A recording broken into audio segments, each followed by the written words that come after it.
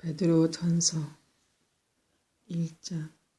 예수 그리스도의 사도 베드로는 고향을 떠나 본도, 갈라디아, 갑바도기아, 아시아, 비드니아에 흩어져 살고 있는 하나님의 선택된 백성에게 이 편지를 씁니다.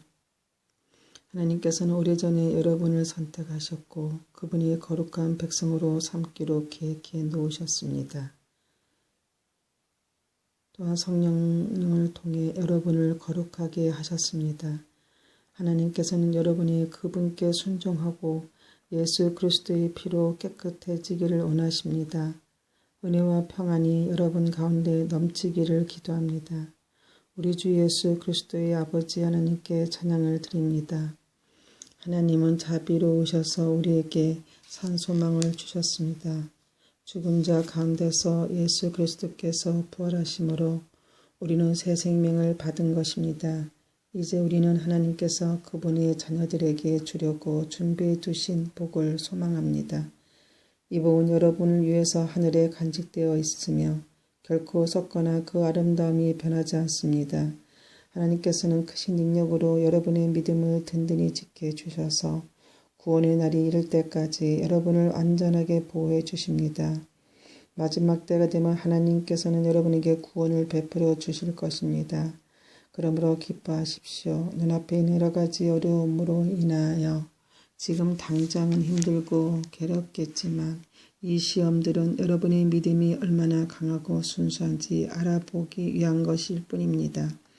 순수한 믿음은 금으로부터 훨씬 귀합니다. 금은 불에 의해 단련되기는 하지만 시간이 흐르면 닳아 없어지고 마는 것입니다. 마지막 여러분의 순수한 믿음은 예수 그리스도께서 다시 오실 그날에 칭찬과 영광과 존귀를 가져다 줄 것입니다. 여러분이 예수 그리스도를 본 일은 없지만 예수 그리스도께 사랑을 고백합니다. 지금 이 순간 그분의 모습을 보지 못하면서도 그분을 믿고 있고 여러분의 마음을 설명할 수 없는 기쁨으로 가득 차 있습니다. 그것은 여러분의 믿음이 목적이 있기 때문입니다. 그 목적 바로 여러분 영혼이 구원을 받는다는 기쁨이 이미 여러분에게는 주어졌습니다. 예언자들은 이 구원에 관해 열심히 연구하고 찾았습니다. 여러분이 받고 있는 은혜에 관해서도 예언하였습니다. 그리스도의 영이 그 예언자들과 함께 하셨던 것입니다. 성령께서는 그리스도에게 있을 고난과 그 뒤에 올 영광에 대해서 말씀해 주셨습니다. 예언자들은 성령께서 가르쳐 주시는 것을 이해하기 위해 노력하였습니다. 도대체 그 일이 언제 있게 될지 그리고 그때에 이 세상은 어떻게 될지 그들은 깊이 연구하였습니다. 하나님께서는 그들의 연구와 노력이 그들 자신을 위한 것이 아니라 후대의 여러분을 위한 것임을 그들에게 알려주셨습니다. 이제 여러분은 그들의 수고로 진리의 말씀을 듣고 있습니다. 하늘로부터 보내심을 받은 성령이 도우심으로 복된 소식을 전하는 사람들이 이 기쁜 소식을 여러분에게 전해준 것입니다. 이 놀라운 진리의 말씀은 천사들까지도 알기 원하는 것이었습니다.